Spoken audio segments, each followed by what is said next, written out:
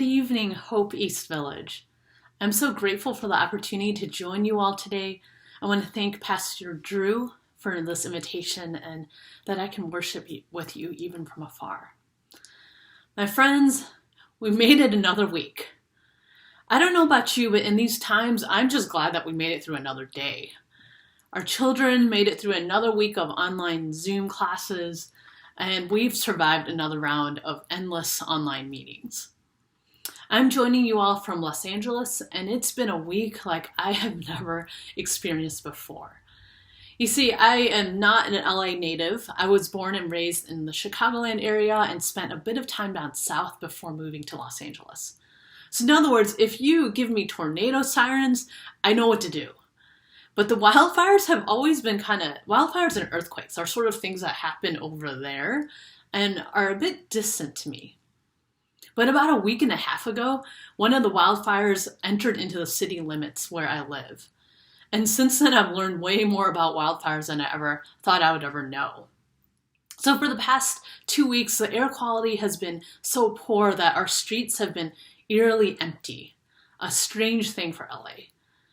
Orange skies and a blood-red sun remind us that things just are not normal. Ashes have been falling from the sky and they cover our plants, pretending to be like snow.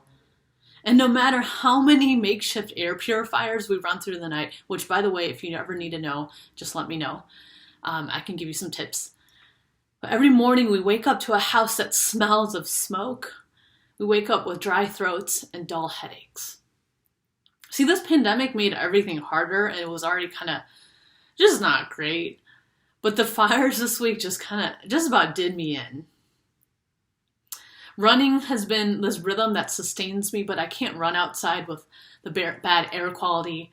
And I can't even do an indoor workout, which I don't like doing, because we're told not to do anything that would make us breathe deeply. There's not even space to breathe. When I went to water my plants, I noticed that they're just shriveling up in the smoke. So I just thought, wow, creation is groaning and longing. Now I have to confess, one of my low points this week was when I looked out my kitchen window and I saw this bird looking at me. Now, just for a little bit of context, I'm not really the type of person who communicates with animals. It's not that I dislike them, but I'm not the type of person who talks to animals. But as I looked at this bird, I just saw the sadness in its eyes. And I looked at the bird and I just shrugged and said, I'm so sorry, I don't know what to do either. And it was just this moment of utter helplessness. And I think kind of characterizes just how low I felt at points this week. 2020 has been full of memes that remind us of how awful it's been. But I wonder for you, what have been the sharpest reminders of your weariness and your exhaustion in this season? What are the situations that have brought you the most uncertainty and despair? If you're worshiping in person with somebody else, feel free to turn and just share what are one of those moments that just felt like it was a little too much. Or feel free to text someone in your home group or someone else in the church or a friend and share this moment of uncertainty or hopelessness that you've experienced. Maybe it's the impact of the economic crisis. Perhaps it's seeing just that one news article on top of all the others. Maybe it's a threat of eviction.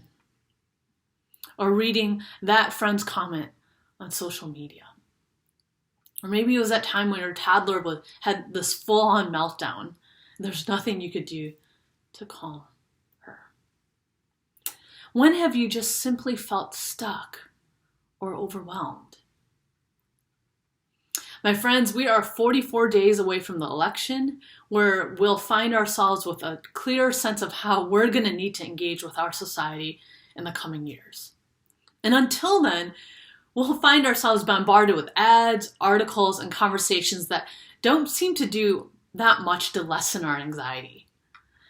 Just this week I was reminded, as I was talking to a friend living in Southeast Asia, and that our elections have a global impact. It's almost as if the whole world is holding its breath for the next month and a half, watching and waiting, because we do live in one of the world's empires right now. This feeling of weariness and uncertainty is a little bit like the situation in Daniel 9 that we just heard. We find ourselves in a passage where God's people are in limbo. They've been a conquered people living as exiles and migrants at the mercy of the Babylonian Empire. See, Daniel survived the reign of this empire that demanded his full allegiance and assimilation. They even changed his name and his identity, reminding him that you should just be grateful for a place in the world's greatest and most powerful empire. His resistance to the empire was so infamous that he found himself facing federal punishment at points.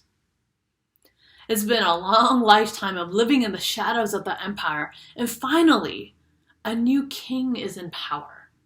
See, at the beginning of this passage, we learn that the Babylonians are no longer in power, but King Darius of the Medes has come into power.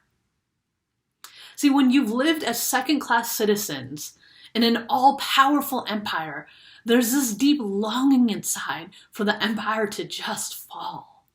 That no matter how it happens or who takes this empire's place, there's a longing for justice that tramples the oppressor. There's a longing for change and for relief. There's a longing to be treated with dignity and to simply feel at home. The fall of the Babylonian Empire didn't just mean the fulfillment of these hopes for God's people, but the prophet Jeremiah also prophesied that the exiles would be able to return and rebuild the temple in Jerusalem when the Babylonians fell. Right? Jeremiah prophesied that the Medes would come into power. I mean, that happened. But the thing that didn't quite happen the way it seemed like it would from Jeremiah's words is that they're still living as exiles, and the temple, the place that signifies God's presence with them, is still in ruins. They held on to the promise that deliverance would come, yet God's people find themselves still living in exile. A new administration replaced the old administration, but their status remains the same. They're still holding their breaths, wondering when restoration would come. How are they supposed to live? How are they supposed to make sense of Jeremiah's prophecy when only a part of it happened as expected? I mean, how long do they need to hold on? And how much more do they need to endure? I mean, 2020 has felt like one blow after the other, but there doesn't even seem like there's any end in sight. So how do we, as God's people, engage in these seasons of uncertainty? How do we survive this season of crisis? What grounds us when the world is going up in flames, quite literally here in California? I mean, Daniel's response to this disorienting season seems a little bit counterintuitive to me. Right? Recognizing that there's this dissonance with Jeremiah's prophecy, Daniel spends his time, it says he's thinking and discerning the prophecy or the words of Jeremiah. And after a bit of time, Daniel responds with prayer and fasting. And he brings his desperate cries and grief in this prayer of confession before God. And I'll be honest, as I sat with the context of Daniel's prayer, the context of God's people, I had a really hard time with confession as Daniel's response, as his prayer. Daniel had already been through a whole lot of things with the Babylonian Empire. And God's people weren't the ones in power. They weren't the all-powerful people kind of oppressing other people. They were on the underside of the empire. They were at the mercy of the king and Daniel's favor with the king. So why is it that Daniel confesses that guilt is on them?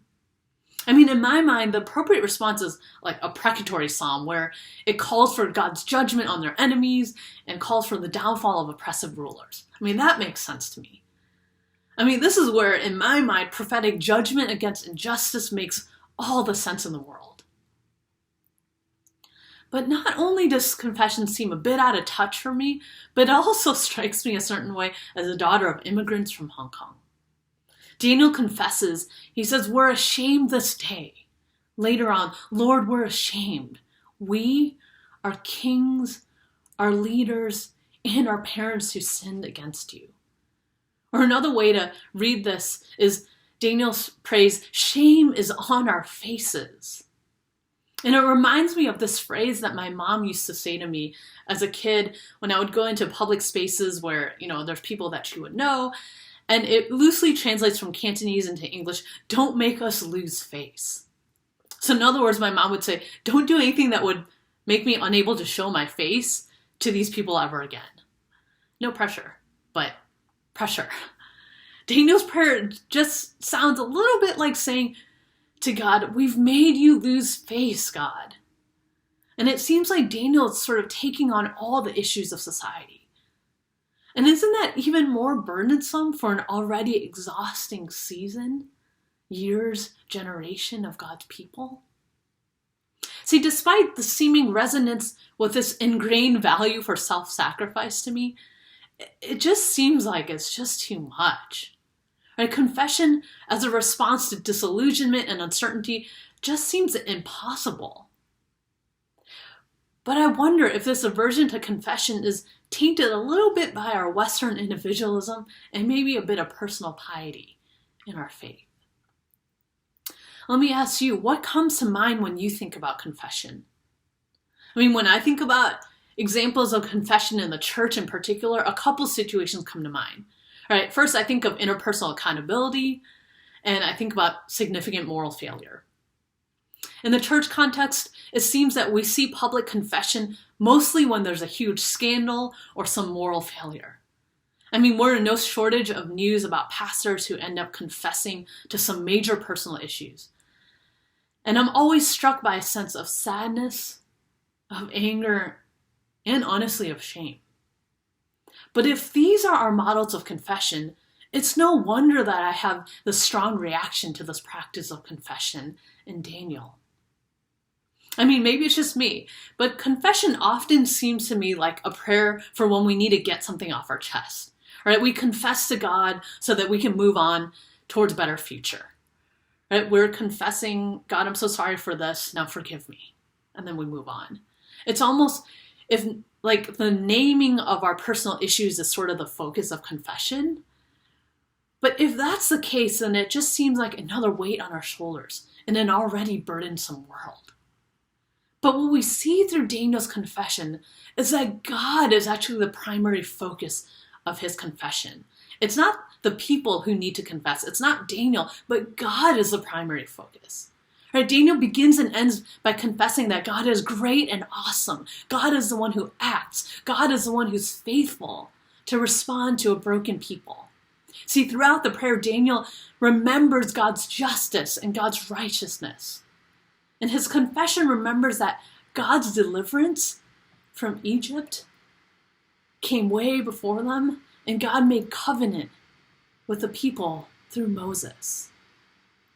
You see, confession isn't just some cathartic release from our guilt and our shame.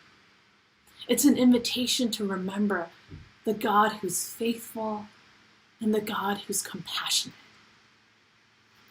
What we see in Daniel's prayer is that confession is a practice of memory. It reminds a people with unmet expectations that the God of compassion and of deep forgiveness has not abandoned them. Confession reminds God's people that even in their disillusionment, God is still faithful. It says that whether they're subjects of Egypt, of Babylon, or the Medes, God is still at work in this world. And God brings liberation before, during, and after any empire or any regime in charge. See, if confession is a practice of self-pity, then Daniel's response of confession doesn't make any sense. But if confession is a practice of transformation, we actually begin to see that the invitation to confession as God's people is an invitation to subversion, to subversive transformation. See, confession as transformation subverts the narratives of this world. As confession shapes our memory, our imaginations, we're transformed by this counter-narrative that pushes against the message of any empires of this world. So my friends, to an exiled community, Confession reminds God's people that they're not forgotten by God's loving kindness. To a disenfranchised community that's scattered in many different places, exiled to many different places, confession reminds them that they're invited into covenantal partnership with the God of all lands and all people. To a people who have broken covenant with God, confession reminds them that God's faithfulness and deep forgiveness covers over their broken faith. And to a people who are weary and discouraged, confession reminds them that God brought the people out of Egypt and still chases after them. The people may give up, but God is still the God who listens, the God who forgives, and the God who acts. See, through Daniel, we're reminded that confession isn't about personal piety or self-humiliation. But confession reminds us of our place as a part of God's work and as a part of God's people. See, Daniel's prayer isn't really all that special. There's a lot of other passages in Scripture, Ezra, Nehemiah, Kings, Chronicles, Psalms, that actually sound really similar to Daniel's prayer. Or maybe I should say Daniel's prayer mirrors those prayers. Sounds like a lot of typical Jewish prayers of confession. So not only does it sound like these other prayers, but the language of this prayer in Daniel is communal. Daniel owns the plight of God's people as his own. I mean, not only does he own this current plight of God's people as his, but Daniel's prayer also owns the baggage of their kings, their leaders, and their ancestors.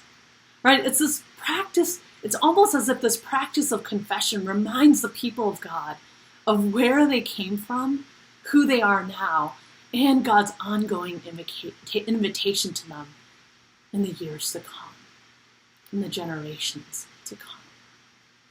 My friends, confession isn't just this practice of remorse. It's a practice of transformation for our land throughout history and also for our people. As we remember God's work in this world, we're reminded of our humanity. By remembering God's character, we're reminded of our limitations and our realities, the realities that we live in. Because when we confess God's loving kindness, even after we've taken our anger out on our family and our friends just that day, we're reminded that God hasn't abandoned us. I mean, when we confess that God is faithful, even after we see city officials reject yet another plan to protect the vulnerable in our neighborhoods, we're reminded of God's work that extends beyond us, before us, and after us. When we confess that God delivers people, even when we don't know how to participate faithfully in our present moment, we're reminded that God's justice and righteousness is greater than any crushing power in this world. I love that you're a community that I see from your website and knowing Pastor Drew that you're a community seeking to live neighborly, live justly, and live generously in this world. It's such a subversive message to the empire that we live in. And yet, as a people who are committed to engaging this world, it can sometimes be tempting to believe that if we don't engage and we don't act, then God isn't going to act in this world. It's almost as if we sometimes are tempted to believe that we are God's only hands and feet in this world. So for those who are weary and exhausted from the protesting, from the resisting, from the engagement, I wonder if confession reminds us that God is still the God of justice, whether or not liberation comes the way that we expect it to come. My friends, there's always going to be another hashtag and one more thing to make us tired. One more thing to make us exhausted. There are going to be more battles to fight and more causes to support, even if we get the outcome that we hope for in November. The pandemic exposed the brokenness of our systems, and these systems are still going to be in need of repair even after there's a vaccine in place. So how can confession ground us as we engage in the long haul? What kind of transformation may God be inviting Hope East Village into as you seek shalom in New York City? How do you need God to shape your memory as God's people? What about God's character are you most prone to forget in this season? And how might God be inviting you into a practice of confession that grounds your work of justice and compassion? A week before the fire started in the LA area, I spent a little bit of time hiking in the San Bernardino Mountains, which is about 1 hour east of LA. And one day I took a short hike through this arboretum where a fire had gone through in the early 2000s.